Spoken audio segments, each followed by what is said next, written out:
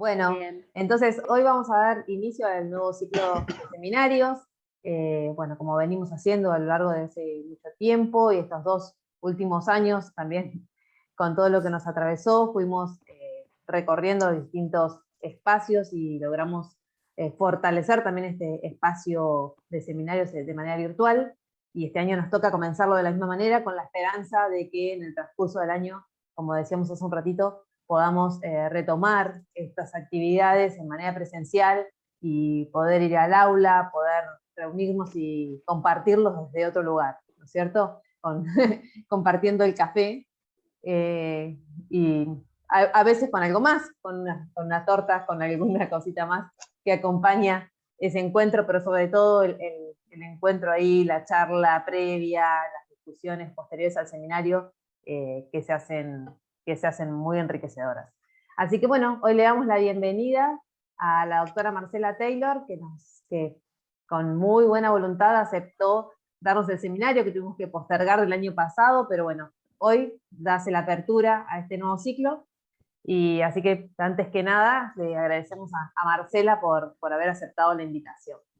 Bueno, Marcela es doctora en física, ella trabaja en el Instituto de Física de La Plata, dependiente de CONICET de La Plata, es investigadora independiente y es profesora de la Facultad de Ingeniería de la Universidad Nacional de La Plata. Además, Marcela es coautora de numerosos trabajos de revistas con referato y de también numerosas presentaciones a congresos, tanto nacionales como internacionales, y ha sido directora y dirige actualmente una tesis doctoral. ¿Sí? Además, dentro del marco de la docencia, también es docente de posgrado. Además, Marcela es miembro de comisiones asesoras del Departamento de Física y del Instituto de Física de La Plata, consejera académica de la Facultad de Ciencias Exactas y del Consejo Directivo del IFLP. Y además, actualmente, la doctora Marcela Taylor es directora del Grupo de Investigación y Servicios de Radioactividad en Medio Ambiente, también del Instituto de Física de La Plata. Así que bueno, frente a esto, Marcela, vamos a presentarte, y lo que no quiero dejar de mencionar, que además, dentro de la elección, además del disertante para este inicio, elegimos que sea una mujer en el marco del mes de la mujer, bueno, que mañana ya es 8 de marzo, y entonces por eso también queríamos compartir este primer seminario con vos. Así que, bueno, Marcela, sos bienvenida y esperamos tu exposición. Bueno, muchas gracias por la invitación. Espero no defraudar a tantas expectativas. Realmente gracias también por incluirme cercano a este 8 de marzo en particular. Creo que siempre es bueno poner de manifiesto el trabajo que hacen múltiples mujeres en el sistema científico. Y bueno, agradezco en particular que me hayan considerado para esto. Voy a compartir la pantalla con lo que les quiero contar hoy. Voy a hacer de alguna manera un recorrido, como dice el título, desde mi formación como física a algunos de los problemas que estamos abordando ahora en el grupo al cual pertenezco. Y la idea es dar un pantallazo general de algunas de los trabajos que estamos haciendo, que algunos han avanzado de manera muy, muy exitosa y otros, como se preguntaba Lucy al inicio de esta charla, se han visto afectados sin ninguna duda, como el trabajo de muchos de ustedes por estos 2 años de experiencia extraordinaria que nos tocó vivir, como fue los de la pandemia. Entonces, algunos de los planes que teníamos en 2019 no es que se han abortado, sino que se han demorado en lo que viene siendo el inicio de este año. Entonces, de alguna forma, esperemos retomar con algún otro ritmo el trabajo que veníamos desarrollando.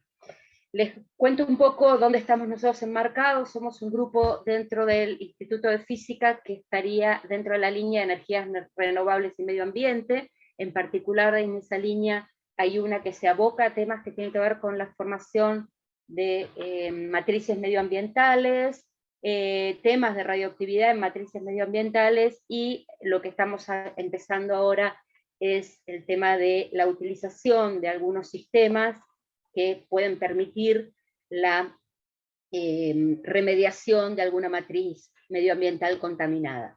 El grupo es un grupo pequeñito, fundamentalmente somos Luciana Montes, que también es investigadora del CONICET, y Roberto Mercader, que de alguna forma todavía sigue colaborando con el grupo, y Verónica Díaz de Rosa, que es becaria del CONICET en el marco de un proyecto de unidad ejecutora. Si bien somos poquitos, el grupo colabora muy activamente con Roberto Alonso, Arles Girrebasa y Leonardo Rico, los tres miembros del CONICET, en relación a algunos de los aspectos que tienen que ver con la remediación de matrices contaminadas. Algunos de los resultados que les voy a contar involucran cooperación con otros grupos, tanto del país como del exterior, y bueno, algunas de esas cooperaciones siguen siendo activas, y otras, como estaban abocadas a algún problema en particular, en este momento no son del todo activas. Pero bueno, han resultado en enriquecer el enfoque con el que nosotros hemos estado abordando estos problemas.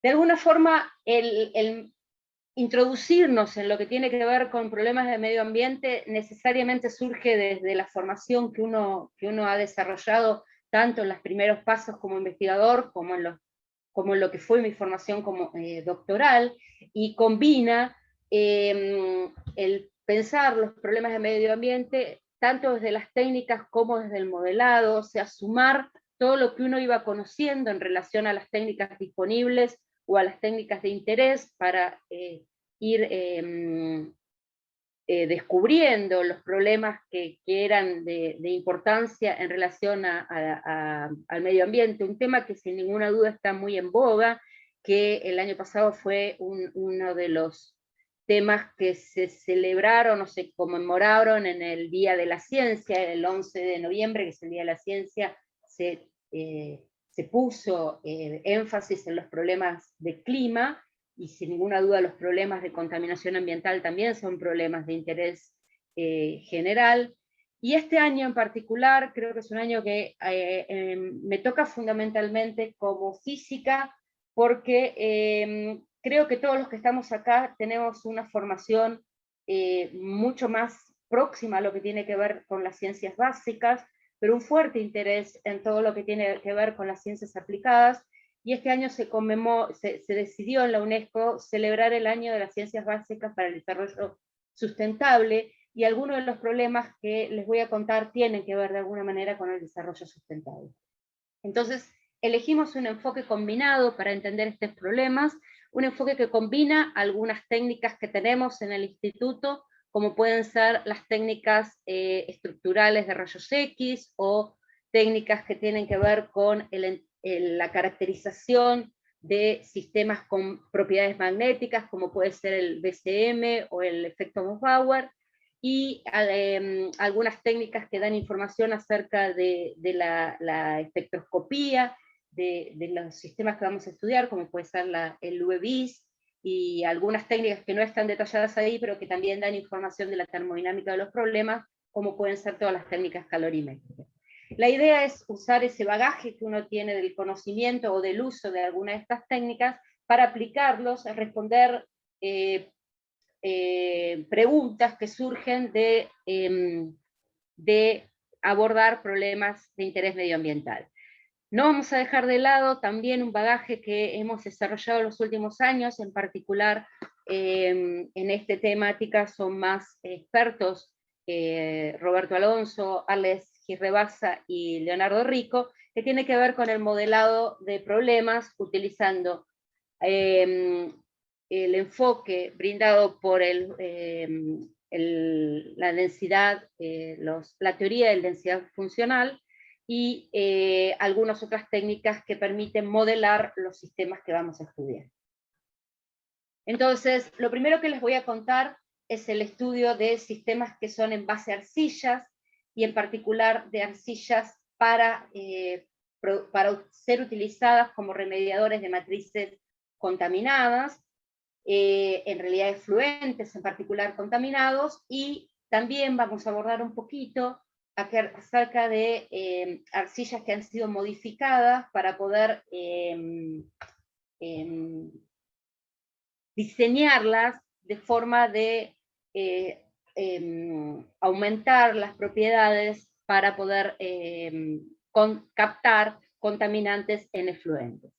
Y esto, lo que les voy a contar, tiene que ver justamente con todos los personajes que les había presentado en un principio, o sea, todo el grupo completo en relación a la cooperación para responder este tipo de preguntas, porque involucra un enfoque tanto experimental como de primeros principios para entender cómo este tipo de materiales permiten captar contaminantes del medio ambiente. Lo que les voy a hacer es un breve resumen de qué son las arcillas, como para poder entender de qué manera nosotros vamos a modelar estos sistemas, y cuando uno los piensa es como un Lego. Las arcillas son un sistema de Legos que están construidos a partir de tetraedros en los cuales tengo un silicio como catión central, rodeado por 4 átomos de oxígeno. Esas unidades de tetraedro se combinan entre sí, linkeando oxígenos para formar unos planos. Estos oxígenos que están linkeados en el plano les vamos a dar el nombre de basales. Los que están por encima de las pirámides van a ser los que vamos a llamar apicales, porque estos oxígenos que tengo aquí arriba van de alguna manera a linkearse con otras unidades que aparecen en las arcillas, que son estos octaedros, que también tienen en el centro un catión, que puede ser aluminio, magnesio o algún otro sustituyente. Pasar de tener en estos cationes aluminios, magnesios o algún otro tipo de impureza va a cambiar la carga de estos octaedros y proveer de ciertas propiedades a las arcillas. Estos octaedros van a tener en sus vértices oxígenos u oxidrilos, y lo que vamos a tener en las arcillas son combinaciones de estas unidades. ¿De qué manera podemos combinarlas? Hay dos formas simples, las que vamos a llamar de tipo 1,1 o las que vamos a llamar de tipo 2,1, y esto tiene que ver con si combino una capa de tipo tetraédrica y una capa de tipo octaédrica, o dos capas de tipo tetraédrica y una de tipo octaédrica. Eso da como resultado que los octaedros y tetraedros se combinan en láminas, y esas láminas van a ser las de tipo 1,1 con una capa de octaedros y una de tetraedros, y las de tipo 2,1, dos capas tetraédricas y una capa de tipo octaédrica. Entonces, según el catión que ocupe estos octaedros o tetraedros y el desbalance de carga que tenga, cuando uno piensa en modelos iónicos de los cationes, va a producir que estas láminas tengan un desbalance de carga que va a ser compensado por un ion que se va a acomodar en una intercapa. Es decir, la forma más simple de imaginar este tipo de sistemas es un sándwich. ¿Sí? El pan serían estas láminas que combinan octaedros y tetraédricos, y el salame, el queso, el jamón o lo que uno quiera poner en el centro van a ser los iones que nosotros vamos a tener en la intercapa, que de alguna manera van a terminar compensando la carga para lograr que el sistema tenga una neutralidad de carga. O sea, este tipo de situaciones, de combinar cationes en las láminas y los cationes que vamos a poder combinar en la intercapa, van a dotar a estos sistemas de ciertas propiedades, como una de ellas, que es la que a nosotros nos va a interesar, es la capacidad de intercambio. O sea, la posibilidad de que este ion de la intercapa sea intercambiado por un ion presente, por ejemplo, en una solución. Entonces, sencillamente uno ahí puede empezar a pensar cómo es el mecanismo a partir del cual estos sistemas de arcilla funcionan como remediadores de matrices contaminadas. Si uno produce una o introduce estas arcillas en un efluente que esté contaminado, entonces podría intercambiar el ion de la intercapia por el contaminante presente en el efluente, y si la arcilla es capaz de retener ese ion en la intercapa, entonces podríamos recuperar la arcilla con el ion contaminante y extraer ese contaminante del medio ambiente. Las arcillas en general, cuando uno habla de arcillas habla de una amplia definición. Si uno busca cómo se definen las arcillas, más fuertemente la definición está ligada al tamaño de las partículas, y en particular hablan de partículas del orden de 2 micrómetros. ¿Sí? Micrómetros. Lo que nosotros vamos a centrarnos es en arcillas que corresponden a una familia, que son las que se llaman filosilicatos, que justamente están formadas por este tipo de combinaciones de octaedros de silicio, de tetraedros de silicio con octaedros predominantemente de aluminio, pero que admiten la posibilidad de tener un catión diferente al aluminio en los sitios octaedros, que es lo que da justamente el carácter de carga de estos aluminios. Bueno, lo que va a definir qué tan buena es la arcilla es una magnitud que se llama capacidad de intercambio iónico o catiónico, que es el caso que nos interesa, y cuanto mejor o mayor sea este número, tanto mejor será la arcilla para poder extraer los contaminantes. De esta familia de arcillas del tipo 2.1, nosotros nos vamos a quedar con dos, unas que se llaman monomorilonitas, que de aquí en más las voy a sintetizar o las voy a llamar como MMT. Estas arcillas lo que tienen es un reemplazo en estas láminas de los sitios octaédricos. Los tetraedros en el modelo ideal son solamente ocupados por silicio, aunque claramente uno sabe que una cosa es lo que uno piensa en la vida en un modelo ideal, y otra cosa es lo que uno se encuentra en una arcilla que podría uno sacar como una palada de un sitio natural. En la vida las arcillas sí tienen un reemplazo en las capas tetraédricas de algún tipo de ion o catión aliovalente, es decir, el silicio puede tener reemplazos de aluminios, hierros y demás. Las monomorilonitas se caracterizan por tener un reemplazo mayoritario en los sitios octaédricos, y el ion más, o el catión más presente en este tipo de arcillas en los sitios octaédricos como reemplazo del aluminio es el magnesio. El magnesio tiene un estado de valencia más 2 contra el aluminio, que tiene un estado de valencia más 3, y esto sin ninguna duda da un desbalance de carga que tendrá que ser compensado por el ion que uno introduce en la intercambio. Las otras arcillas que teníamos intención de fabricar y de alguna manera también explorar son arcillas que también son del tipo 2.1, son muy semejantes a la monomorilonita y nos interesan porque desde el punto de vista ideal, si uno piensa la monomorilonita como un reemplazo puro en el sitio octaédrico, las beidelitas, que son también arcillas de tipo 2.1, lo que presentan es un reemplazo puro en el sitio tetraédrico, es decir, las beidelitas tendrían octaedros puramente ocupados por aluminio en un modelo ideal de beidelita, y lo que presentarían es reemplazo en los sitios tetraédricos, que pueden ser por aluminios, por hierros y demás.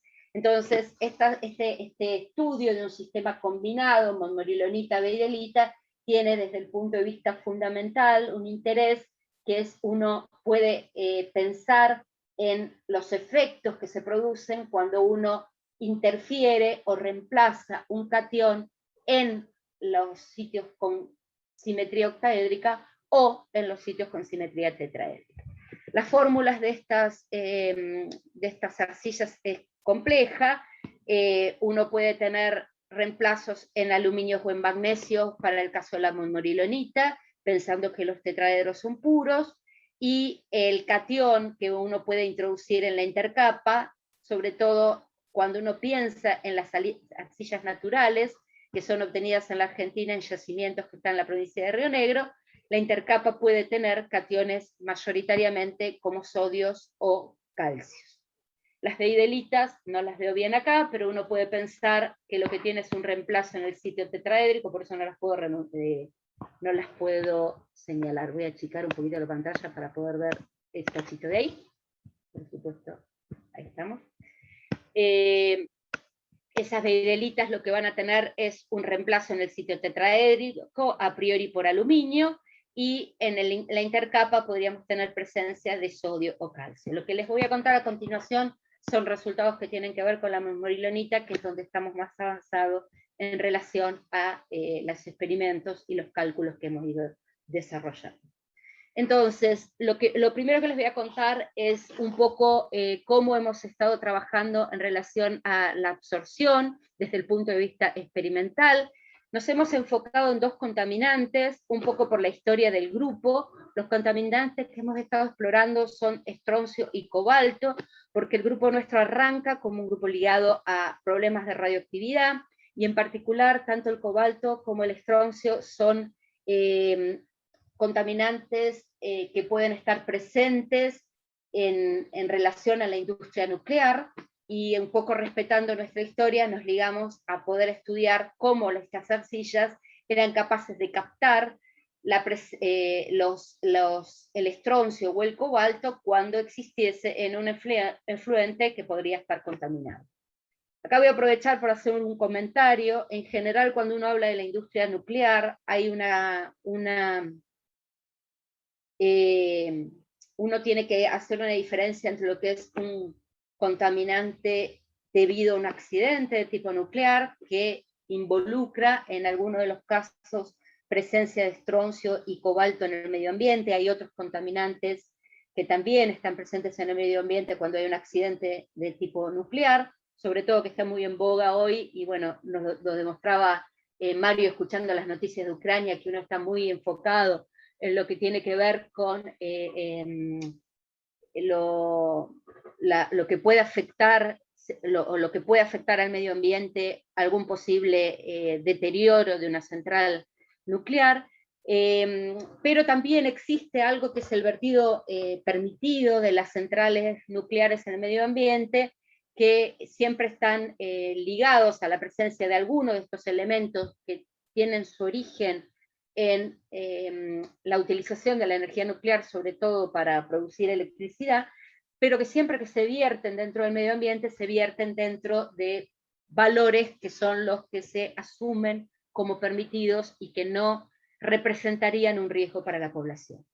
Entonces, dicho esto, nosotros nos ocupamos de ver cómo las arcillas de las cuales nosotros teníamos disponibilidad, como son la morilonita, y teníamos disponibilidad porque en la cooperación que se estableció con el CENMIC, de la cual Luciana es un puente, y claramente digo que es un puente porque Luciana tiene una pata de cada lado, porque desarrolla actividades de investigación tanto en el Instituto de Física como en el CENMIC. Entonces, lo que estábamos nosotros es utilizando arcillas que son naturales y que provienen de yacimientos que están en la provincia de Río Negro. Entonces lo que hicimos fue estudiar la capacidad de estas arcillas para absorber cobalto y estroncio, y también lo que hicimos fue ver qué pasaba si uno modificaba estas arcillas con algún aditivo en relación a la posibilidad de mejorar la capacidad de absorción de estas arcillas en relación exclusivamente al cobalto y al estroncio. En ese camino se trabajó con gente de la UNSAM, también a través de una cooperación que tiene el CENMIC, y en particular que ahora lleva adelante Luciana, con la posibilidad de modificar estas arcillas por el agregado de unas sustancias biológicas, que son hongos, como son lo que yo llamo sintéticamente APA y ACRE, el nombre completo los tienen acá. Claramente, por algo puse que vengo de la física. Este tipo de cosas para mí son un esfuerzo de comprensión, pero bueno, entendemos que la modificación de las arcillas con este tipo de agregados hace que se pueda favorecer la aparición de nuevos sitios para la absorción de los contaminantes, o modificar ligeramente las arcillas para poder habilitar que los contaminantes ingresen o no con mayor facilidad en la intercapa, que es nuestro interés. Entonces, bueno, de alguna manera se fabrican este tipo de arcillas modificadas, que voy a llamar como bio MMT, a las que incluyeron estas biomasas, y lo que les voy a presentar es un poquitito unos resultados que en este momento han sido enviados para referato y para su publicación. ¿Cómo se hacen los experimentos de absorción? La forma es muy sencilla de imaginar. Se mezcla la arcilla en solución, en una solución que tiene presencia del contaminante, con ciertas relaciones, se agita esta mezcla, se deja interactuar un cierto tiempo a la mezcla. Esto es lo que se conoce como experimentos en batch, y pasados un cierto tiempo uno lo que hace es separar la fase sólida de la fase líquida y examinar la fase sólida para poder ver cuánto del contaminante se absorbió. En algunos pasos no vamos a examinar la fase sólida, sino lo que vamos a examinar es la fase líquida, y por diferencia entre la concentración que teníamos originariamente y la concentración remanente del contaminante en fase líquida, vamos a poder extrapolar o saber cuál fue la cantidad de ese contaminante que se absorbió en la arcilla. Cuando uno mira las arcillas bajo un microscopio electrónico, lo que observa no es claramente lo que les observé como modelo, lo que observa son estas partículas que tienen un aspecto laminar. Fíjense que de alguna manera uno lo ve como un exfoliado, uno lo puede pensar a esto como mil hojas, y bueno, estas arcillas, en el caso particular del cobalto, en los experimentos que se llevaron adelante para la sección de cobalto, cuando uno hace EDAX puede ver que hay señal de cobalto sobre la superficie, indicando que de alguna manera el cobalto en el experimento que nosotros propusimos se pegaba en la superficie de las arcillas. Ahora, para poder ver si este cobalto se incorpora dentro de la interlámina, uno tiene que explorar un poco más en relación a qué pasa con la estructura interlaminar en la medida que el cobalto se absorbe. Entonces, de alguna forma, lo que nosotros vamos a ver es tratar de cuantificar cuánto cobalto se absorbió y cuánto estroncio se absorbió en las arcillas modificadas como en las arcillas naturales. ¿Cómo hicimos esto? Lo que hicimos es determinar la cantidad de cobalto que se absorbió utilizando absorción atómica, o la de estroncio utilizando ICP masas. Son dos técnicas que nos permiten cuantificar el cobalto en estos experimentos batch, y lo que hacemos es expresarlo en términos de las concentraciones determinadas por absorción atómica o por ICP masas en una magnitud que tiene que ver con la concentración de metal por unidad de masa del sorbente, y eso nos permite construir las curvas que les voy a mostrar, que es justamente esta magnitud Q en términos de la concentración de equilibrio. Esta forma de representar la absorción de los contaminantes en términos de las concentraciones de equilibrio nos permiten cuantificarlos a través de lo que se conoce como isotermas de absorción. Los que les muestro acá es con los puntos lo que corresponde a las magnitudes de Q determinadas experimentalmente. Las curvas indican las isotermas de absorción representadas por diferentes modelos, las curvas punteadas o con un trazo partido corresponden a los ajustes debidos a dos modelos que son los que corresponden a las isotermas debidas a Langmuir y a Freundlich, y las curvas continuas son las que de alguna manera el ojo lleva a esas porque se corresponden a los modelos de Langmuir-Freundlich, que fueron las que resultaron que reproducían mejor los resultados experimentales, por eso se las representé de esa manera.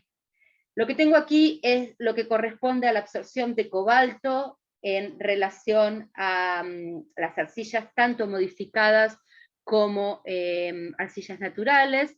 Es posible ver que estas representaciones de Langmuir que se expresan con este modelo de aquí, son las que mejor ajustan, y uno lo que ve es que tengo, si sigo los puntos amarillos y los puntos celestes, una ligera mejora para la absorción de las arcillas modificadas biológicamente para el caso del cobalto en relación a los puntos Bordeaux, que son los que corresponden a la absorción de arcilla. Fíjense que la arcilla natural satura, mientras que las otras da la sensación de que podrían absorber un poquito más.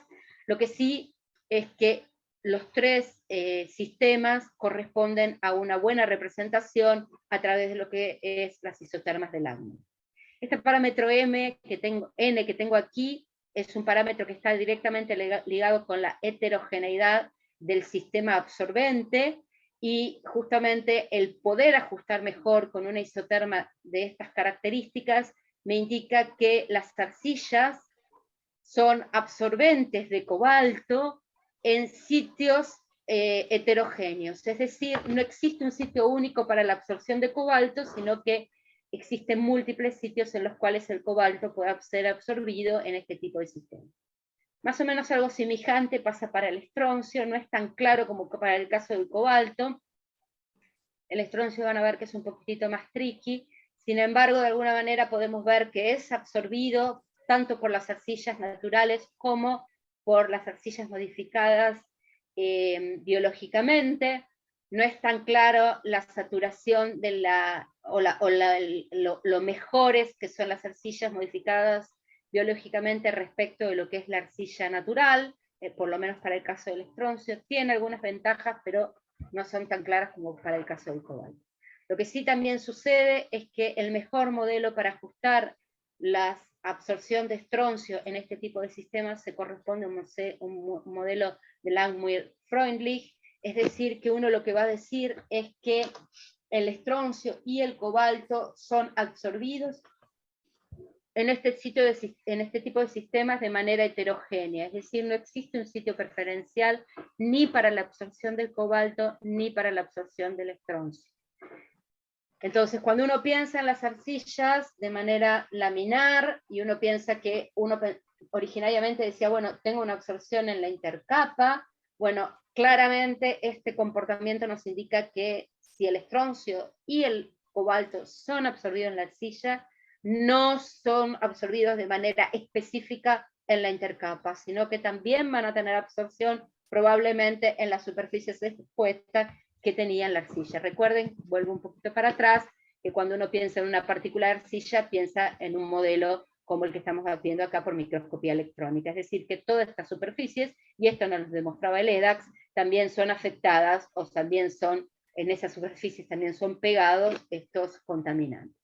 Entonces, ¿qué técnicas nos permiten ver si el contaminante también es absorbido en la intercapa? Bueno, si uno introduce en la intercapa el contaminante, uno podría haber afectado el espaciado entre la intercapa, y afectar el espaciado entre la intercapa, sin ninguna duda va a afectar algún parámetro estructural de la arcilla, y eso es lo que podríamos estar viendo utilizando difracción de rayos X. Y es así. Si uno mira las arcillas naturales, lo que uno observa es que el parámetro D001, o sea, el que tiene que ver con el interplanado D001, que también está directamente ligado al parámetro C de la arcilla, ustedes piensen que tienen tres parámetros para definir una red de tipo cristalina, el ABC, el C justamente tiene que ver además con el parámetro de celda en esta dirección, y ese parámetro de celda en esta dirección habla del espaciado de 001.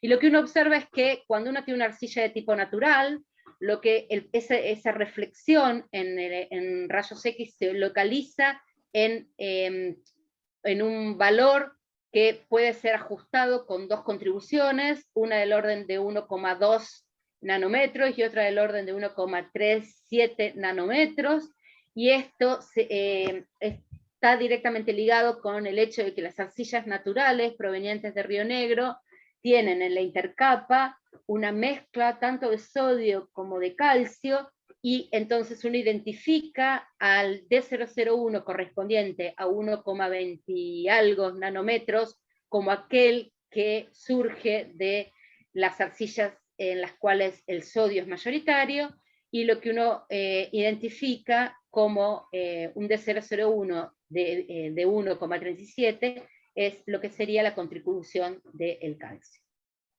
Entonces, fíjense que cuando uno expone estas arcillas a un experimento, como les comentaba, de Bach, en presencia de cobalto o de estroncio, este pico que yo tenía, o esta reflexión que yo tenía localizada en D001 para el valor de las arcillas naturales, cambia.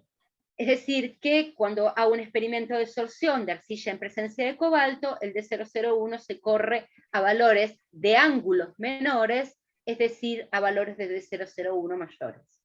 Lo mismo sucede para el caso del estroncio. Para el caso del cobalto, el pico se convierte en un pico único. Para el caso del estroncio, todavía tengo una pequeñísima contribución de un valor próximo a 1,37. ¿Qué es lo que me está dando información este experimento? Que la absorción de cobalto y estroncio en arcillas involucra un intercambio catiónico en la intercapa, es decir, el cobalto se aloja en la intercapa de la arcilla, también podría alojarse en la superficie, pero la difracción de rayos X con este cambio en el valor de 0,01 me indica claramente que ese fenómeno sí ocurre. ¿Qué pasa cuando uno hace este mismo experimento con las bioarcillas? Bueno, las bioarcillas, el D001 de las bioarcillas naturales, o el pico que se corresponde a la reflexión de 0,01 de las arcillas naturales, es ligeramente diferente respecto las bioarcillas es ligeramente diferente respecto del que se correspondía a las naturales, pero podemos ver que en los experimentos de sorción de cobalto y de estroncio, también hay una modificación del D001 en relación, ahora lo que tengo es que comparar a lo que sería la arcilla o la bioarcilla natural cuando no hice el experimento de sorción. La de estroncio otra vez es un poquitito más tricky de interpretar, sí existe, fíjense que hay una ligera cambio en la reflexión que se corresponde con el estroncio respecto de la bio natural, de la bio original, llamémoslo mejor, entonces sí hay una absorción o un intercambio de estroncio también en la intercambio. Entonces sabemos que con estos experimentos podemos decir claramente que el cobalto se va a incorporar en la intercapa porque el D001 se ve afectado, que el estroncio también se va a incorporar en la intercapa, solo que parece ser que con el estroncio tenemos además un segundo pico, ¿sí? Una segunda reflexión que no estaría todavía hablándonos tal vez de un remanente de calcio en este tipo de experimentos. Es decir, que uno podría sugerir que el cobalto se incorpora de una manera más eficiente dentro de la intercapa que lo que sería el caso del estroncio. Como cuando uno incorpora estos iones en la intercapa, podría tener un remanente que se enmascara. Fíjense que acá lo único que estamos viendo es cómo se desplazan estos planos, pero no estamos distinguiendo que tengo la intercapa. Entonces, si hay un remanente de calcio o no, es todo especulativo, uno tiene que buscar otro tipo de información como para poder interpretar a qué se debe esta reflexión que tengo acá. Entonces, rayos X habla de algo macro, y bueno, lo que uno puede es especular, podríamos tener deformaciones en esas partículas de arcilla, podríamos tener remanentes de calcio, por ejemplo, pero bueno, a priori la técnica esta no nos permite responder 100% con seguridad si existe un remanente o existe una distorsión de las arcillas al incorporarlo. Lo que da la sensación es que de alguna manera el cobalto tiene una mejor incorporación en la intercapa que lo que tiene el estroncio. Ahora, existe una técnica complementaria para reforzar aquella información que nosotros teníamos con EDAX, que es lo que se conoce como potencial Z, es una medida de la carga eléctrica superficial sobre estas partículas de arcilla, y los experimentos que no les voy a mostrar acá para no extenderme tanto en esta parte experimental, indican que hay una alteración en la carga eléctrica en la superficie, lo cual reforzaría también que tanto el cobalto como el estroncio se pegan a la superficie de estas arcillas, dando como estos resultados, sin ninguna duda, validan el hecho de que la mejor isoterma que ajustaba a los resultados experimentales era la de Langmuir-Freundlich, porque nosotros estamos viendo que tanto el cobalto como el estroncio se absorben tanto en los sitios externos de lo que se conoce como superficies externas y superficies internas dentro de este tipo de arcillas. Bien, entonces ahora les voy a contar un poquito cómo nosotros tratamos de entender esta información que desde el punto de vista experimental es un poco difícil de desligar, y para eso nos metemos con un modelado de las arcillas y para tratar justamente de aportar información desde el conocimiento más íntimo, más interior de lo que está pasando. Piensen que todos los experimentos que estamos haciendo, todos los que les conté, hablan de partículas grandes, en las cuales uno obviamente está viendo un promediado de la situación. Entonces nos metimos con algo que era difícil, que era tratar de modelar estos sistemas. Acá tengo una cuestión simplificada de cómo los vamos a modelar. Estos serían nuestras láminas, este sería nuestro espacio intersticial, y lo primero que les voy a contar es un poco qué hicimos con la monorilonita. Lo que hicimos fue meter a la monorilonita, o sea, lo que hicimos es modelar a la monorilonita de una forma tal en la cual lo que vamos a hacer es tratar de intercambiar el ion o el catión que se presenta en la intercapa, ese que naturalmente puede ser sodio o calcio. Nosotros vamos a partir de monorilonitas en las cuales en la intercapa, en esta región azul, solo tengo sodio, y lo que vamos a hacer es intercambiar ese sodio tanto por estroncio como por cobalto. Y lo que también es que como estos experimentos se hacen en solución, o sea, lo que tenemos es arcillas en solución del contaminante, lo que vamos a tener que hacer intervenir es moléculas de agua para entrar en el intercambio. Lo que nosotros hicimos hasta ahora es lo que está acá marcado con la flecha azul. De alguna manera las simulaciones solo incluyeron la incorporación de estroncio y de cobalto en la intercapa. Nuestra intención futura es tratar de ver la incorporación de estroncio y cobalto en estas superficies externas. Pero todavía eso no pudimos avanzar. Entonces, ¿desde qué punto de vista lo enfocamos? Desde lo que es la teoría del funcional de densidad. La teoría del funcional de densidad es algo que está ampliamente extendido, hay mucho cálculo de simulación de sistemas de los más variados utilizando esta teoría, que lo que hace es tratar de representar al sólido en términos de la densidad electrónica, y así de alguna manera reduce el problema de n partículas con 3 grados de libertad a un problema de estudiar qué pasa con la densidad electrónica.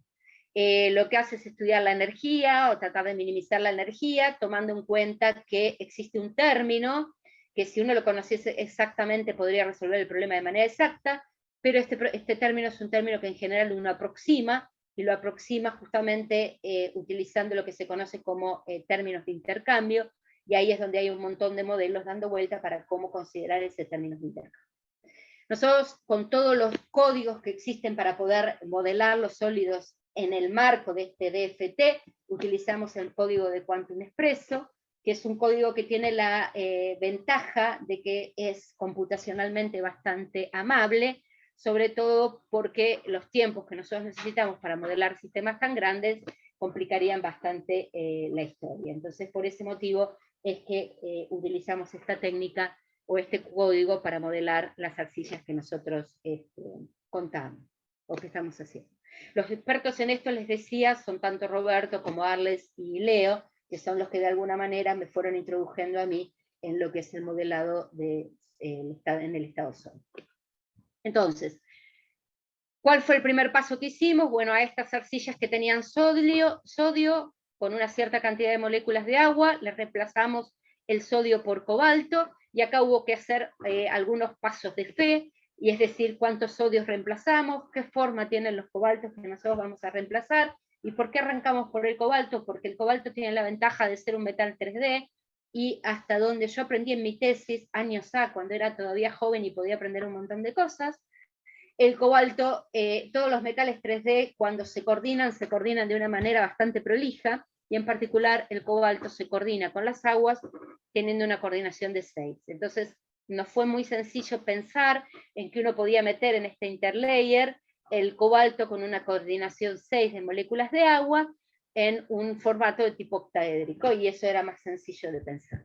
Entonces, bueno, lo primero que nosotros hicimos es tratar de ver qué pasaba cuando uno metía el cobalto acá, cómo la red se reacomodaba, qué pasaba con la energía cuando uno reemplazaba sodio con cobalto, si era favorable o no favorable introducir un cobalto en relación a lo que era la arcilla natural, que no tenía el cobalto y sí tenía sodio, de alguna manera guiados por el prejuicio, a Dios gracias, que el cobalto era absorbido con los resultados experimentales que le mostré antes. Entonces, nosotros decíamos, si el cobalto es absorbido, tiene que ser energéticamente favorable. Entonces eso de alguna manera era lo que a nosotros nos alentaba a que si éramos capaces de hacer estos cálculos, los cálculos tenían que reflejar todos estos resultados que veíamos experimentalmente.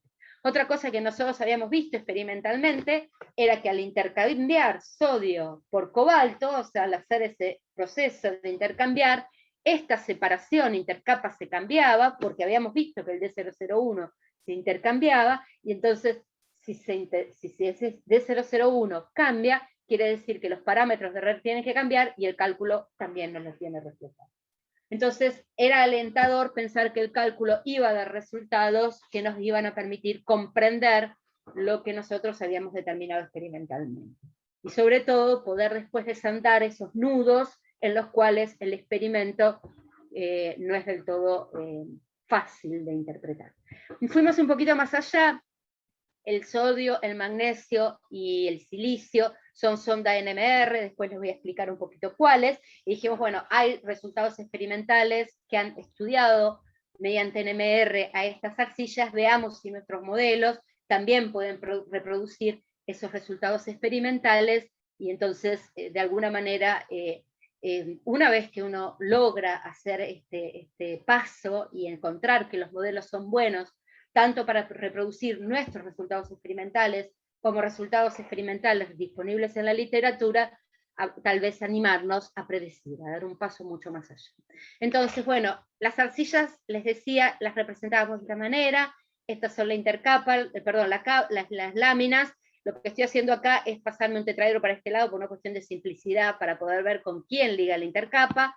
Nosotros modelamos dos situaciones de sodio, un único sodio y dos sodios. Acá están viendo tres sodios por una cuestión de repetición de la red, ¿sí? Tiene que ver con el hecho de que uno repite estas redes. Le estoy tomando acá una celda unidad y en el cálculo uno va a ir repitiendo en múltiples, trasladando esta celda unidad en esta dirección. Y bueno, lo que nosotros dijimos es, bueno, saco el sodio de aquí, le meto un cobalto, y vemos qué es lo que pasa. Entonces, cuando nosotros hicimos eso, metimos hasta el cobalto, les dije que lo metíamos como octaedros, porque por suerte los metales de transición eran bastante amables en relación a pensar cómo se iban a coordinar con moléculas de agua. Lo que vemos es que efectivamente lo que logramos hacer con esto es el modelo de los cuales les voy a contar los resultados que tuvimos a continuación. Es decir, que lo que tratábamos nosotros de ver es si este espaciado interlaminar por inclusión del cobalto se alteraba, y eso tenía que verse reflejado en el valor que uno experimentalmente determinaba para el D001, y si era favorable energéticamente esta incorporación.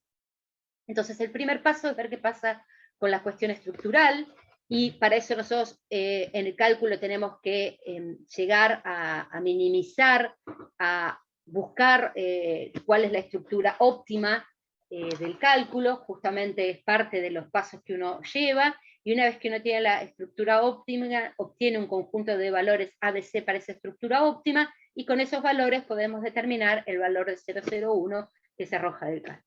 Y uno lo que encuentra es lo siguiente: nosotros lo que vamos a hacer es comparar la curva azul con la curva roja. Lo que tenemos nosotros es la curva azul, es el resultado experimental, y nosotros lo que estamos poniendo es, la curva azul es el resultado teórico, y las curvas negras son siempre el experimental. Fíjense que nuestro resultado teórico machea muy bien con el resultado experimental.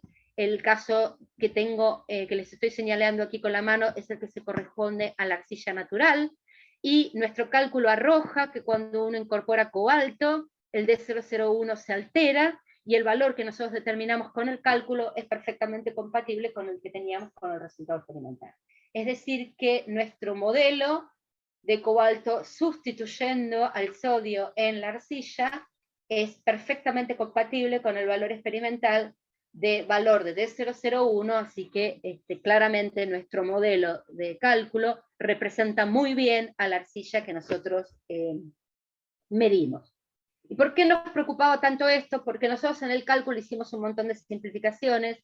Les decía que en la arcilla normalmente uno tiene un montón de impurezas, y nuestro sistema no tiene impurezas más que en la capa octaédrica, un reemplazo de aluminio por magnesio. Entonces realmente es muy alentador que el modelo tan simplificado que teníamos reproduzca también un parámetro experimental como es el de 001. ¿Qué podemos concluir de esto? Que el cobalto se absorbe, que efectivamente altera el de 001 y que se encuentra efectivamente en la intercapa. Les decía que nosotros hicimos en una primera simulación solamente un intercambio de la intercapa, con lo cual todavía no podemos decir nada acerca de qué pasa cuando el cobalto se absorbe en las superficies. Eso es lo que vamos a hacer si todo marcha bien cuando se termine de instalar el clúster en el Instituto de Física que se compró el año pasado. Entonces, bueno, ¿qué fue lo otro que dijimos? Bueno, vamos a tratar de comparar con valores experimentales, estos que tienen que ver con NMR. NMR es una técnica que da información muy local, y me da información acerca de dos parámetros, que son el corrimiento químico, que mide cómo la sonda se encuentra apantallada, o sea, el campo magnético en el sitio de la sonda se apantalla en una muestra respecto de la misma sonda localizada en una referencia. Esto es lo que quiere decir esta resta que hago acá.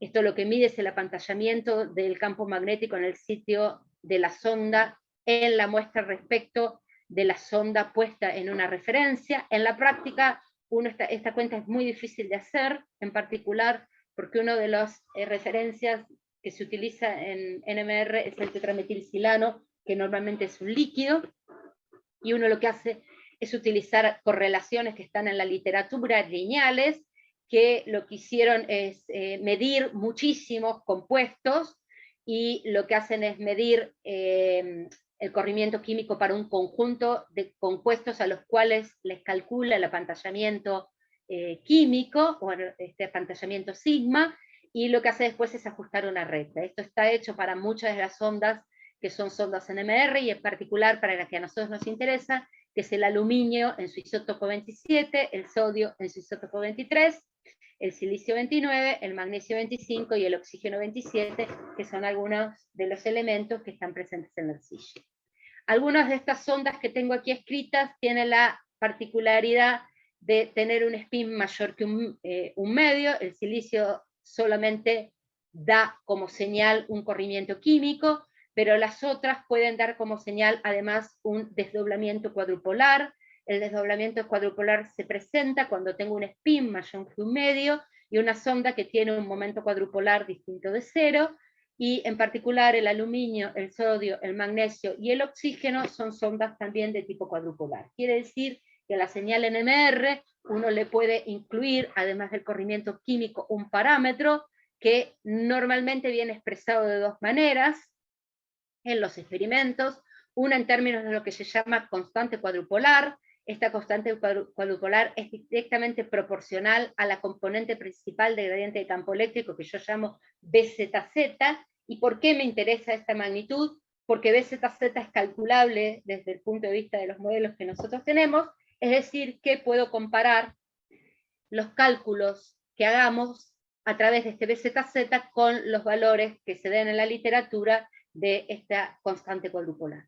Hay una forma un poco más rebuscada de dar información acerca de la componente principal del tensor gradiente de campo eléctrico, que es a través de esta variable PQ, que fíjense que es proporcional a CQ, es decir, es proporcional al gradiente de campo eléctrico en su componente principal, pero interviene en esta variable PQ una variable que es este eta que está acá, que eta es un parámetro de asimetría que mide una diferencia entre la componente de la BXX y BI del gradiente de campo eléctrico. Entonces acá tengo mezcladas todas las componentes del gradiente de campo eléctrico. Cuando la información está dada a través de CQ, se da, además de dar información directamente respecto de la componente principal, en muchos de los experimentos, y como son experimentos muy difíciles de hacer, también se da información acerca de este parámetro eta. En el cálculo, nosotros obtenemos BZZ y eta. Entonces, cuando queremos comparar con PQ, se nos complica un poquito la vida. Pero, si uno toma los valores extremos de eta, que van entre 1 y 0, en realidad lo que tengo es una diferencia de 0.1 de CQ en un caso y en el otro. Así que son bastante comparables los valores con el dato. Bueno, lo que yo les digo es, les muestro una tabla solo para que se den cuenta que la vida no es simple. No me gustan mostrar las tablas porque son difíciles de leer, sobre todo cuando uno se tiene que calzar anteojos, pero el hecho es que justamente estas ondas, que les tengo escritas acá, tienen momentos cuadrupolares distintos de cero, el aluminio, el magnesio y el sodio, es decir, que nosotros podríamos comparar los valores experimentales con los valores que nosotros calculamos. Y así lo hicimos. Entonces, en la gráfica es más fácil de ver. Nosotros tenemos con negro los valores que tenga la literatura, y con rojo les estoy mostrando, o con abierto les estoy mostrando los que nosotros tuvimos del cálculo. No tengo valor de cálculo para BZZ no tengo valor lo que tengo en este gráfico es solamente el corrimiento químico, y fíjense que los corrimientos químicos que nosotros determinamos, por ejemplo para el caso del aluminio, que es el primer punto que tengo aquí, el punto lleno se corresponde a los valores dados en la literatura, y los vacíos se corresponden a los valores que nosotros determinamos a través del cálculo. Para el caso de las arcillas naturales, fíjense que los que nosotros tenemos son muy próximos a los determinados experimentalmente. Lo mismo pasa para el resto de las ondas, ¿no? El caso del aluminio, el magnesio y demás. Perdón, el primero es el del silicio, que es el que es más fiel. ¿Sí? El silicio es mejor. ¿Por qué comparo con el cálculo, con las medidas debidas a la arcilla sintética? Justamente porque es la que tiene menos impurezas, ¿sí? Pero fíjense que la arcilla sintética y la arcilla natural tienen corrimientos químicos bastante próximos entre sí. ¿Qué pasa cuando uno compara los valores de BZZ? Bueno, para calcular los valores de BZZ no existen valores de la literatura de BZZ en silicio, porque el silicio no tiene señal de cuadrupolar, pero vemos que los valores que nosotros determinamos, siempre el vacío se corresponde con el valor determinado por el cálculo, se aproximan bastante bien a los valores determinados experimentalmente. Ustedes dirán, en el último caso tenés bastante dispersión, pero la realidad es que las determinaciones de NMR presentan espectros las señales NMR son bastante difíciles de analizar. Entonces, los resultados están bastante dispersos. Esto también es alentador porque el modelo nuestro no solo representa, como les mostré en la transparencia anterior, de buena manera al caso de la estructura desde el punto de vista macroscópico a través del D001, sino que nos permite también dar una buena información acerca de la parte microscópica de nuestro sistema. ¿Qué hicimos con el caso del estroncio? El caso del estroncio era más complicado, no sabíamos qué tipo de hidrato elegir, entonces dijimos, bueno, vamos a barrer un conjunto de hidratos, siempre pensando en lo mismo, en pensar en intercambiar el sodio con el estroncio, pero ahora lo que íbamos a hacer es pensar distintos grados de hidratación.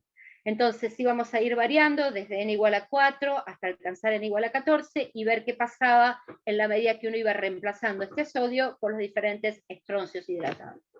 Entonces, el procedimiento siempre fue el mismo, pero tuvimos que barrer más información.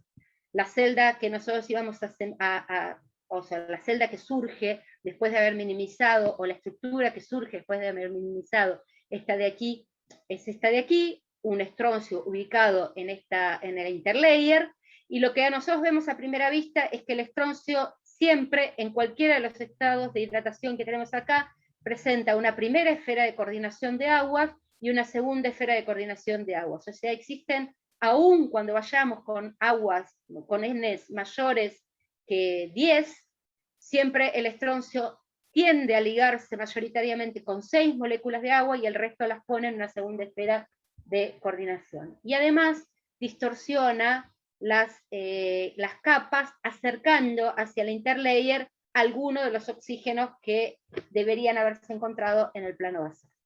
Entonces, bueno, ¿cómo ve uno esta situación? Bueno, los experimentales dicen que cuando el estroncio se mete dentro de una intercapa de arcillas, lo que uno observa es lo siguiente. Fíjense el eje de arriba, que es el que a mí me interesa, porque lo que se determina experimentalmente es la humedad ambiente, y los experimentos determinan que en la medida que uno aumenta la humedad ambiente, de alguna manera, uno aumenta el estado de hidratación del estroncio. Lo que observa es que cuando el estroncio está totalmente seco, el D001 tiene un valor bajito, en la medida que uno aumenta la humedad ambiente, el D001 aumenta, y cuando uno llega a humedades ambientes muy altas, el D001 también aumenta. Estos son resultados de las experimentales, y uno dice, bueno, a ver si nuestros modelos representan algo semejante a lo que dice la literatura en función de la humedad ambiente. Y lo que nosotros observamos fue lo siguiente: preservo el rojo con los resultados que les había mostrado anteriormente. Lo que nosotros dijimos, lo que nosotros encontramos es lo que aquí tenemos con los cuadrados. ¿Por qué tengo cuadrados marcados llenos y cuadrados marcados en vacío? Porque nosotros trabajamos con dos aproximaciones para el intercambio, una que consideraba interacciones de Van der Waals y otras que no. Pero fíjense que lo interesante de esto es que nuestros modelos representa una situación totalmente análoga a la que tenía el caso experimental. Cuando no tengo moléculas de agua, en nuestros cálculos dan un D001 muy bajito. Cuando tengo pocas moléculas de agua, esto es 4 y 6 moléculas de agua, nuestros cálculos dan un D001 intermedio, y cuando tengo más moléculas de agua, las últimas son 10, 12 y 14 moléculas de agua, nuestros cálculos dan D001 muy próximos a los valores determinados experimentalmente. En estos tres últimos puntos, nuestros cálculos daban además información que nuestra estroncio se encontraba con una primera esfera de coordinación de 6 moléculas de agua, y el resto de las moléculas de agua se encontraban en una segunda esfera de coordinación. Ferrari hace unas cuentas bastante locas en su cálculo, y también propone que el estroncio en estos puntos rojos tiene una segunda esfera de coordinación, que nuestro cálculo claramente así lo indica. Entonces acá dijimos, bueno, vamos para adelante, veamos qué era lo que pasaba con el cobalto que ya habíamos calculado, se mete dentro de esta estructura, y nos alentó a tratar de hacer eso, y ahí dijimos, bueno, fíjense que cuando yo considero lo que habíamos hecho anteriormente, que es el sodio y el cobalto, ahora son estos puntos verdes, y este cobalto que teníamos antes es el que tengo aquí, esos se corresponden con una cantidad de moléculas de agua semejantes a las que tenía en esta situación. Si bien cada molécula de cobalto tenía 6 moléculas de agua, nosotros teníamos 2 moléculas de cobalto en nuestra celda de unidad, y fíjense que el cobalto se mete justamente en estos rangos de humedades ambientes, y el sodio que nosotros teníamos se metía para rangos de unidades de humedad ambiente más bajitas. Y entonces dijimos, sumemos todo. Realmente nuestros cálculos están yendo muy bien, y cuando uno mete todo en el mismo gráfico, ve que realmente estamos prediciendo con las cuentas que estamos haciendo perfectamente el comportamiento experimental, de que en la medida que las moléculas que los contaminantes se meten dentro de la red, producen una expansión del espaciado interlaminal que depende de la humedad ambiente relativa que nosotros tengamos, que de alguna manera determina el estado de hidratación del catión al meterse en el interlake. Entonces, esto dice que el modelo que nosotros estamos utilizando es realmente muy bueno. Entonces, voy a pasar por alto porque el tiempo está un poquito más corto, y quería contarle alguna cosa. Lo mismo hicimos con NMR para el caso del estroncio, y los parámetros fueron muy buenos, y también pudimos determinar qué pasaba con las energías de formación, o sea, qué tan favorable era incorporar cobalto o estroncio respecto de la situación natural en la cual nosotros teníamos sodio, y lo que observamos es que efectivamente, si la energía de nuestro sistema con sodio se localizaba en esta posición, la de cobalto era más pequeña y la de estroncio era pequeña pero intermedia, es decir, que nuestro sistema favorecía la incorporación de cobalto mucho más que la incorporación de estroncio. Todo esto lo estamos trabajando, obviamente, porque los cálculos hay que refinarlos un poco. Entonces, venimos más o menos con mucho entusiasmo en relación a que nuestros modelos pueden realmente reproducir los resultados experimentales. Lo que vamos a hacer ahora es trabajar con unas arcillas que son muy piola, porque que tienen que ver, que introducen un parámetro más, que es la posibilidad de recuperarlas magnéticamente. Uno introduce una fase de hierro que tenga respuesta magnética, y entonces uno podrá sacar las arcillas de los efluentes a través de la interacción con un campo magnético. Y si esto es favorable, fíjense que acá tengo una arcilla que es adherida a la pared del contenedor por un simple imán de neodimio, vemos que es incorporada dentro de la estructura porque rayos X así lo indica, y bueno, uno dice, vamos para adelante, mezclemos experimento y teoría, y tratemos ahora de ver qué pasa cuando uno mete fases de hierro, y si estas arcillas siguen favoreciendo la incorporación de contaminantes, y además tienen una respuesta magnética, cosa que es posible de calcular con los métodos que nosotros utilizamos. Entonces, estamos muy entusiasmados en poder seguir avanzando en esta dirección, que de alguna manera, en respuesta a lo que decía Lucy, esperábamos ya tener resultados en este momento, pero la pandemia los ralentó un poquito, dado que tuvimos la imposibilidad de calcular en un clúster que veníamos utilizando en Dinamarca, porque se desmontó, y en el medio hubo que conseguir otros clústeres donde pudiésemos correr estos sistemas. Voy a hacerle una breve, de 5 minutos, resumen de la parte que es de alguna manera nuestra historia, nuestro origen, de por qué nos metimos en temas medioambientales, y esto tiene que ver con la determinación de radioactividad en matrices medioambientales. Introduzco acá una foto de quiénes somos los que estamos hoy trabajando en esto, pero no puedo no mencionar aquí a 2 personas, y en parte a 2 mujeres, que dieron origen a la radioactividad en el medio ambiente, primero en el Departamento de Física, y ahora trasladada y asentada en el Instituto de Física, y ellas fueron Patricia Mazzolo y Judith De Simoni, que fueron las que de alguna manera pusieron el hombro, el impulso, las ganas de comprar un detector para poder determinar radioactividad en medio ambiente, en muestras no solo de suelos y aguas, sino también en alimentos. Y eso es de alguna manera el origen de lo que es el grupo que en este momento me toca dirigir, pero que bueno, no les obliga, fueron ellas las que lo gestaron, y que en este momento está ubicado en el Instituto de Física de La Plata. Entonces, un poquito de historia en esto hicimos cuando lo que estuvimos estudiando arrancamos por suelos. La historia del GETAMA es interesante, está un poco contada en Wikipedia cuando cuentan la historia de Patricia, pero bueno, para el que quiera interesarse en eso está ahí, y si no en algún otro momento se las cuento. Nosotros trabajamos con suelo, el suelo es lo más alejado de lo que la cabeza de un físico se puede imaginar, tiene todo lo que a uno se le puede ocurrir, es súper extremadamente complejo como sistema, y lo que nosotros de alguna forma nos pusimos es en tratar de buscar cómo estos elementos que llamamos potasio 40, torio 232, uranio 238 a través del radio 226, que son elementos naturales y están presentes en el suelo, existían efectivamente en los suelos naturales de nuestra región, y en qué cantidad. ¿Por qué? Porque existe un prejuicio terriblemente grande de que los elementos radioactivos solo existen si el hombre estuvo actuando utilizando materiales radioactivos, y eso es absolutamente alejado de la realidad. Entonces nosotros en la tesis de Luciana trabajamos sobre suelos, caracterizamos los suelos de la región de La Plata, y los resultados que nosotros encontramos para suelos de esta región, que son los de La Plata, pero como nosotros siempre quisimos comparar con los suelos a los cuales la gente les preocupaba, que eran los de Atucha, ¿sí? Que están más por acá, lo hicimos, pero primero pasamos por Ezeiza.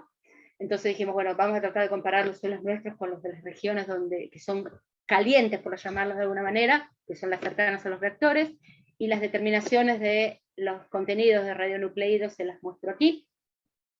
El primero es el radio, el segundo es el torio, y el otro es el potasio.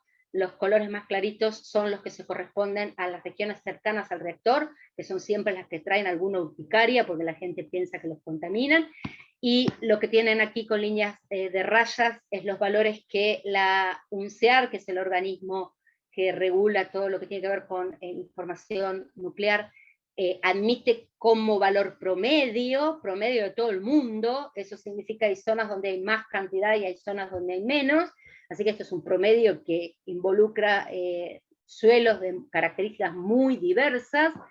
Lo que tengo aquí con línea punteada es el promedio de Brasil, y lo que tengo aquí con línea más dot es el promedio de Uruguay.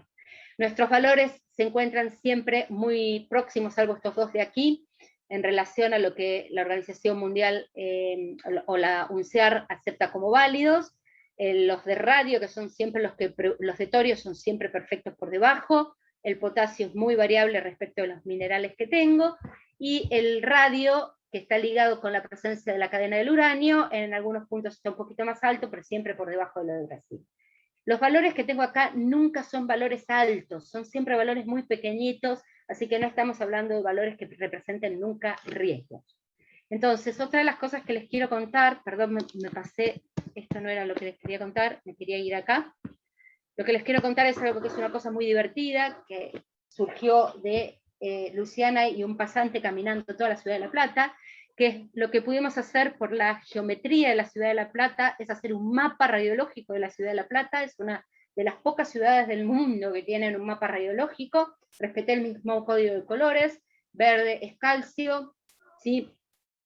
Azul es radio, o sea, uranio, y el torio es el violeta, y acá les incluí algo que es un elemento que es radioactivo y es artificial, que es el cesio-137, y tiene que ver con la existencia de ensayos nucleares a lo largo de todo el planeta Tierra, es decir, en la plata también detectamos un elemento que es artificial, se dice antropogénico, debido justamente a estos ensayos nucleares.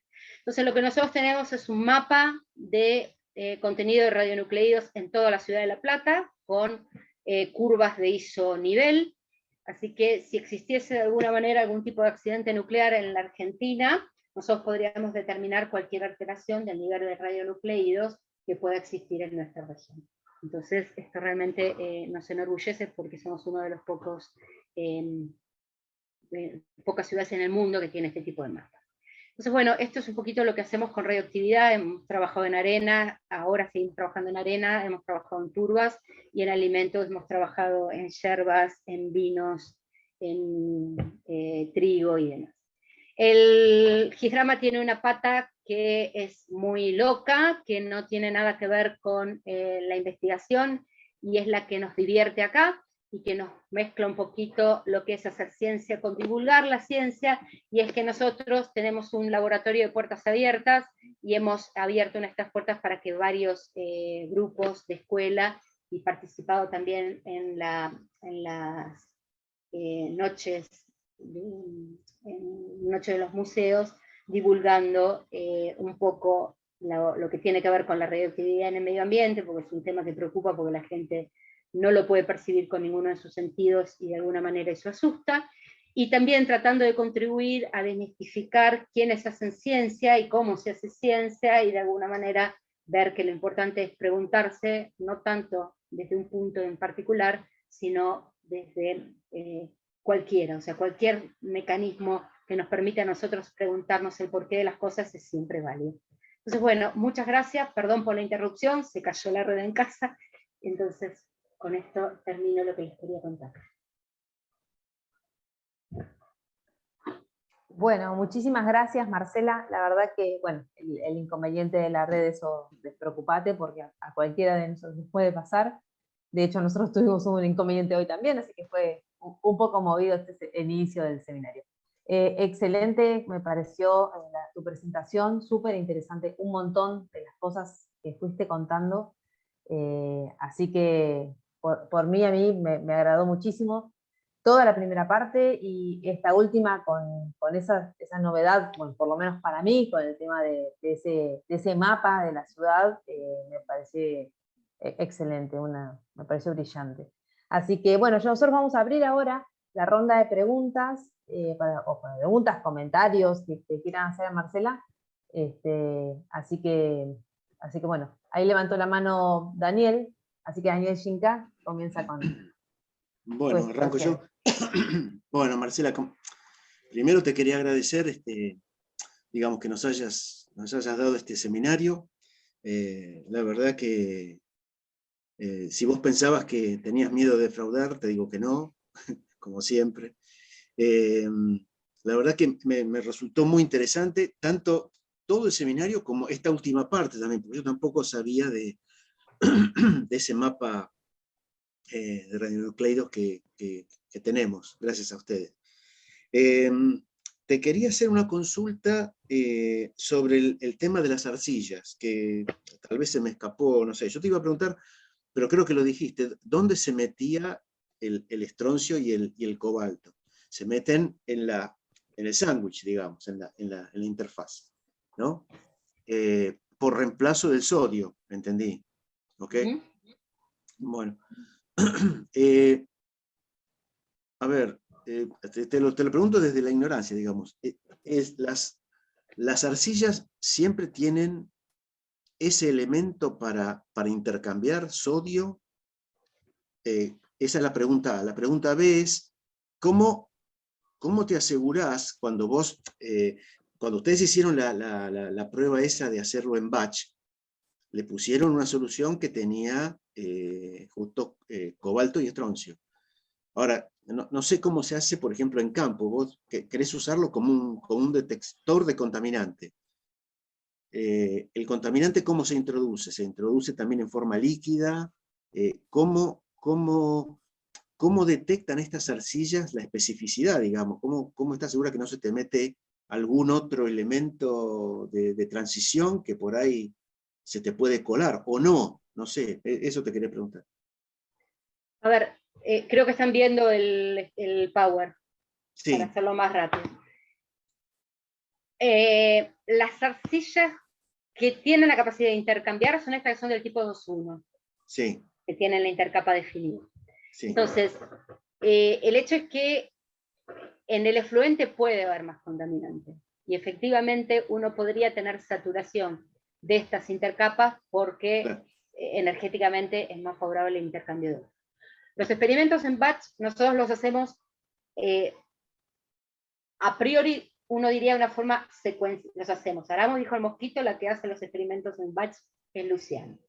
Pero bueno, por las dudas, uno se acostumbra a hablar en plural. Pero bueno, el asunto es que los experimentos en batch funcionan de la siguiente manera. Lo primero que uno ve es la viabilidad de absorción. Entonces, en este caso, voy haciéndolo con cada contaminante en particular. Está bien. Entonces, los que yo les mostré los resultados fueron siempre hechos con el contaminante puro, para ver si realmente era viable o no la absorción de ese contaminante. Después existen los que corresponden a ver la competitividad. Entonces ahí vienen la otra etapa. Es decir, claro, coexiste estroncio y cobalto, y me fijo si al coexistir estroncio y cobalto se pegan ambos o solo se pega uno porque uno es más favorable que otro. Entonces esa es la otra parte que uno tiene que ver, porque justamente uno tiene que ir apuntando a lo que es la vida real. Y en la vida real, en el efluente, uno espera tener una mezcla. Si uno toma, vos pensás que siempre vos vas a tener, en general, en cualquier tipo de industria, un vertido. ¿Sí? Un vertido que puede ser en forma de sólido, puede ser en forma de líquida, por el mismo lavado y demás. Entonces, si uno toma el tratamiento del vertido antes de que vaya a un curso de agua, sin ninguna duda, en ese vertido tengo menos interferencias que las que puedo tomar si lo tomo en el curso de agua.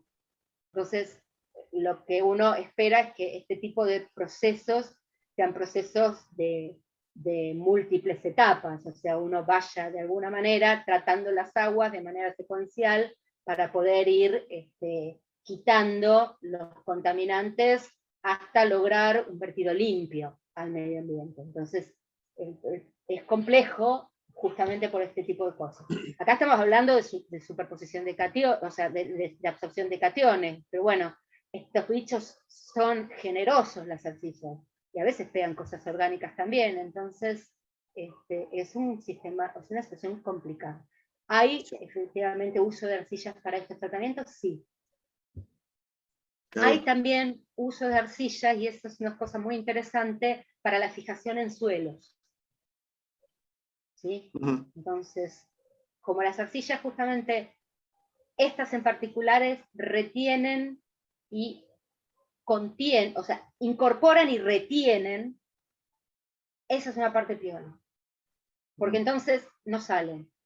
En algunos casos se han hecho estudios, el caso de Fukushima es un caso arquetípico, no sé qué arcillas usan, pero la retención en los suelos del vertido después del accidente de Fukushima se hizo con fijación de este tipo de materiales.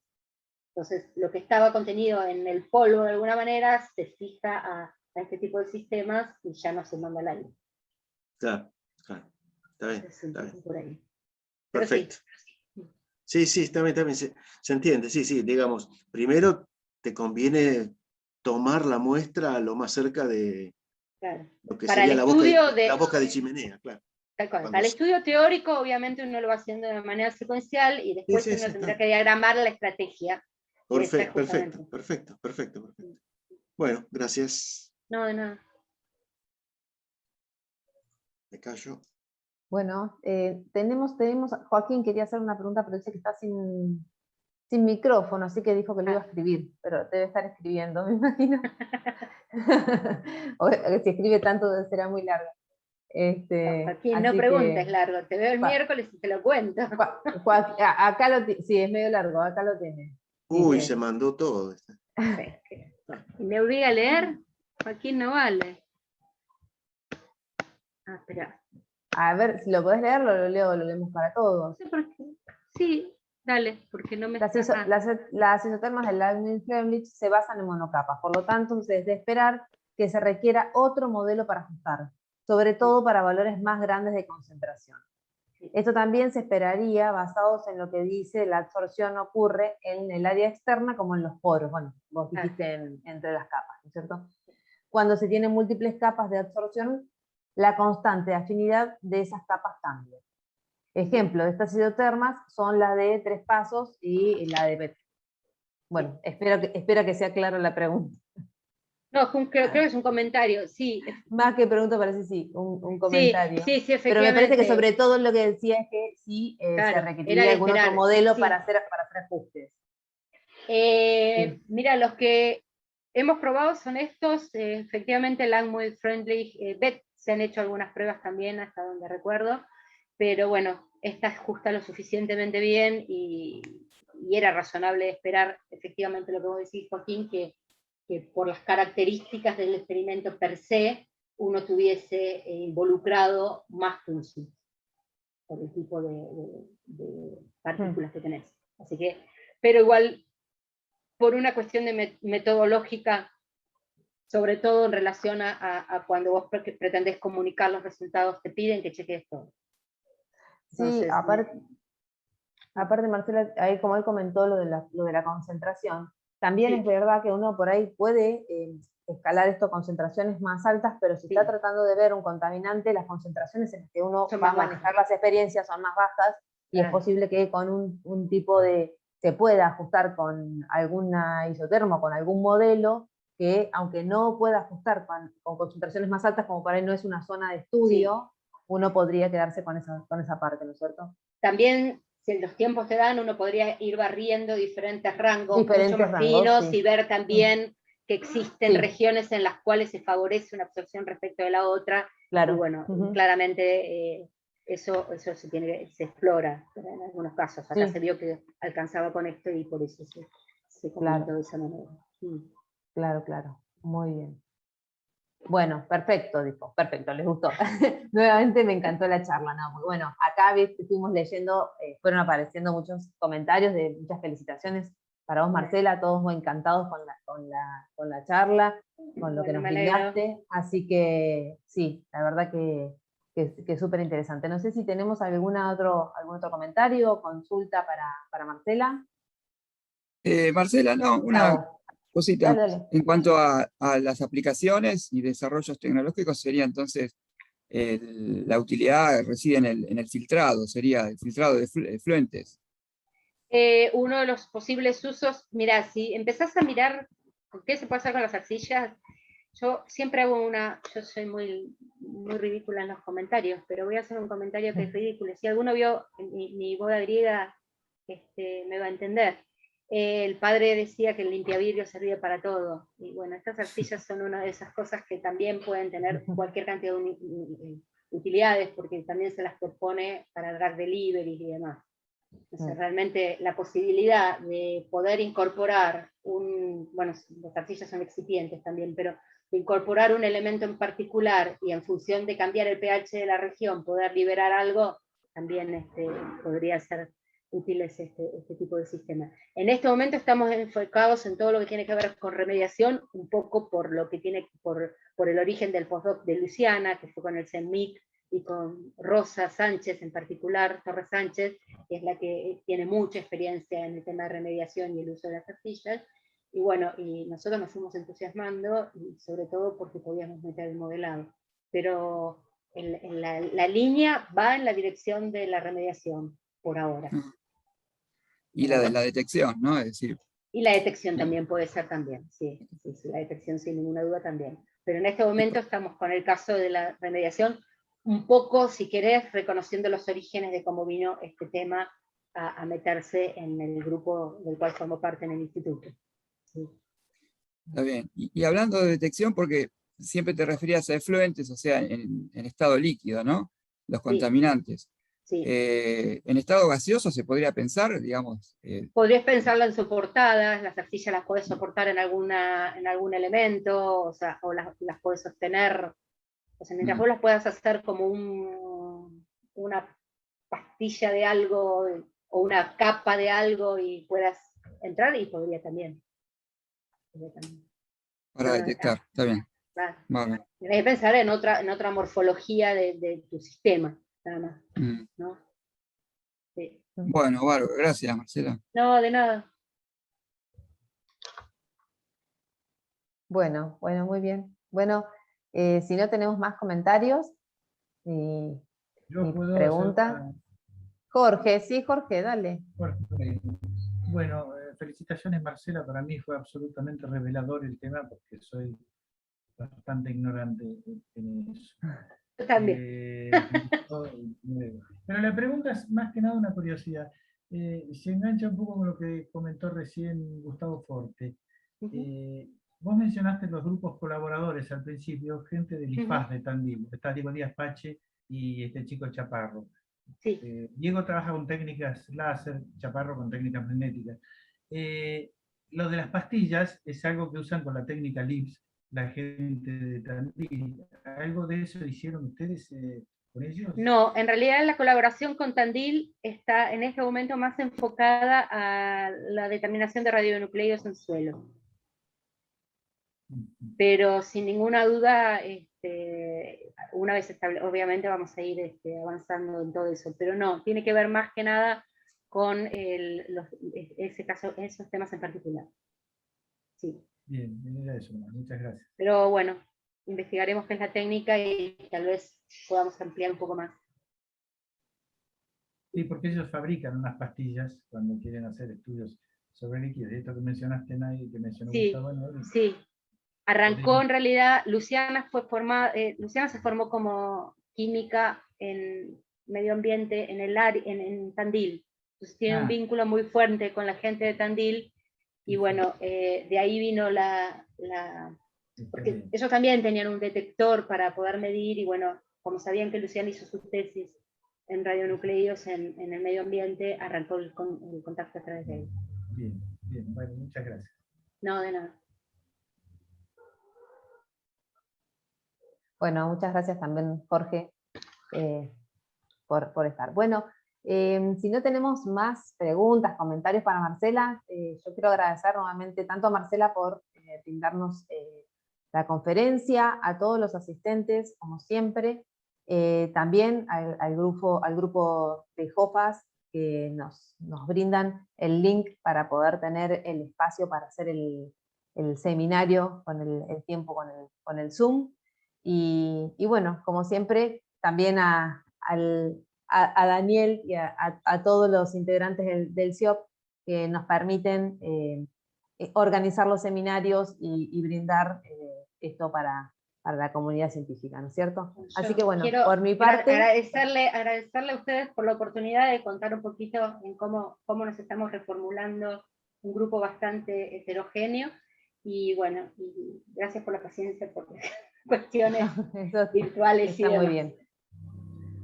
Bueno, hacemos un aplauso para Marcela, un aplauso muy virtual. Linda charla, felicitaciones. Bueno, gracias. Bueno, muchas gracias, Marcela, y bueno, contamos con tu presencia para los próximos seminarios. Buenísimo, Bárbara. Lo mismo para el resto. Chau a todos, hasta la próxima. Muchas gracias. Chao.